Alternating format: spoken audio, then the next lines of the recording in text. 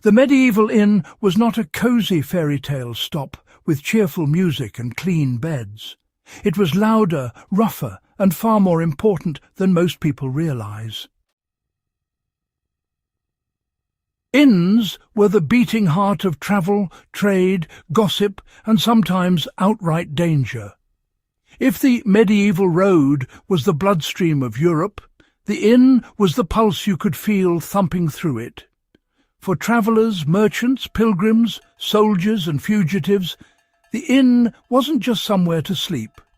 It was information exchange, protection, marketplace and social battlefield all rolled into one. Some nights it felt like a festival.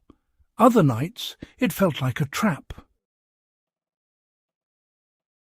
The inn was, in a way, the medieval internet. News didn't move by phone or printing press. It moved by people. Inns became the unofficial communication hubs of the medieval world.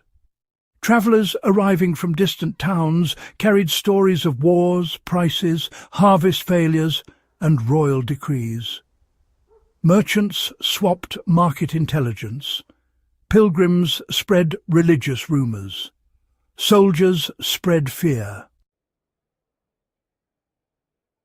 This constant flow of information made inns powerful spaces. A landlord who listened carefully knew what was happening long before officials did. That knowledge could mean profit, safety, or survival. Even literature reflects this role. The travellers in the Canterbury Tales meet in an inn before their journey. And that wasn't fiction invented for drama. That was everyday reality. Food was simple, but, absolutely vital. Nobody checked into an inn expecting any sort of luxury. Meals were basic, filling, and really just designed to keep people moving. Bread was the anchor of most plates. Thick stews stretched cheap meat with vegetables and grains. Ale was, honestly, safer than water and flowed constantly. Guests rarely chose their meals. You ate what was cooking. Inns worked like communal kitchens. Everyone shared benches, tables and bowls. Personal space didn't exist. But, you see, the food mattered. A good stew and decent ale could earn an innkeeper a reputation that spread across counties. A bad one could send travellers to a rival down the road. Sleeping was survival, not comfort. Private rooms were rare and, quite expensive. Most guests slept in shared spaces, often several people to a bed or on straw pallets on the floor. You might wake up beside a merchant, a monk, or a stranger who refused to say his name. Warmth mattered more than privacy. Fires burned all night and bodies packed together helped fight the cold. But this closeness came with risk. Theft was, unfortunately, common. Travellers often slept with their valuables tied to their bodies or hidden in their clothes. Some even used their boots as pillow safes. If you snored, talked in your sleep, or smelled terrible, nobody complained. That was just part of the deal. Inns were loud social arenas. A medieval inn was not quiet. Honestly, it was a performance stage. Drinking songs echoed, dice slammed against wooden tables, and arguments sparked over politics, religion and money. Deals were made here, and, so were rivalries. You could meet people from worlds you'd never normally encounter. A knight might share a bench with a farmer, and a priest might drink beside a trader.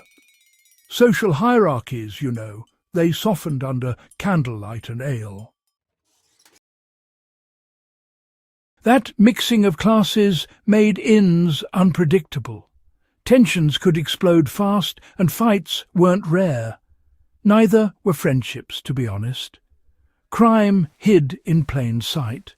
Not every inn was honest, and some were notorious for harbouring thieves, spies, or smugglers. An innkeeper might quietly pass information to bandits about wealthy guests, or warn travellers of danger for a small fee.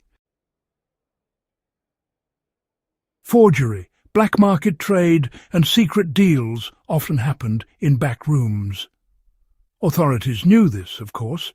Some towns required innkeepers to record guests and report suspicious visitors. This wasn't just bureaucracy, it was medieval surveillance. Still, enforcement varied. On remote roads, the innkeeper ruled the night. Women played a bigger role than you think. Inns were often family businesses, you know. Wives, daughters and widows ran kitchens, accounts and guest management. Some women became highly respected innkeepers in their own right. They weren't just cooking and cleaning, not at all. They negotiated prices, handled disputes and maintained order. In a world where many professions excluded women, inns quietly opened doors to authority and independence. Their influence shaped whether an inn felt safe, fair, or dangerous. The innkeeper's power was real. A good innkeeper was part host, part judge, part security chief. They controlled food, beds, and information. They decided who stayed and who was turned away. Travellers respected that authority. Offend the innkeeper and you might find yourself sleeping outside with wolves, thieves, or freezing rain. A smart innkeeper balanced profit with protection. Too many fights scared customers away. Too much softness invited trouble. Running an inn meant managing human chaos every single night. Pilgrims, merchants and messengers kept inns alive. Road travel in the medieval world was, you know, exhausting and dangerous. Pilgrimages, trade routes and royal messages created constant movement. Inns thrived along these arteries. Pilgrims brought stories and coin. Merchants brought goods and bargaining. Royal messengers brought urgency and sometimes protection. Without this traffic, many inns would have collapsed. With it, they became lifelines connecting distant regions. Inns shaped medieval culture. Stories were born in inns. Songs spread from one to another. Jokes, rumours and legends travelled faster than armies. These spaces created shared experiences across social classes. They allowed strangers to interact, cooperate, and, well, sometimes clash. In a fragmented world of isolated villages and feudal borders, inns stitched society together. They weren't just buildings, they were engines of connection. Why the medieval inn still matters today. Modern hotels offer comfort, but medieval inns offered something more primal. They reveal how people moved, traded, trusted, and feared. They show us how communication worked before media, how economies functioned before corporations, how strangers negotiated coexistence without formal systems. The medieval inn wasn't background scenery, it was infrastructure. Understanding it helps us understand how the world slowly transformed into the one we live in now. If you enjoyed stepping inside the real medieval world today, make sure you subscribe to Ancient Roots Uncovered and share this with someone who loves history that actually feels alive. There's a lot more buried beneath the surface, and we're just getting started.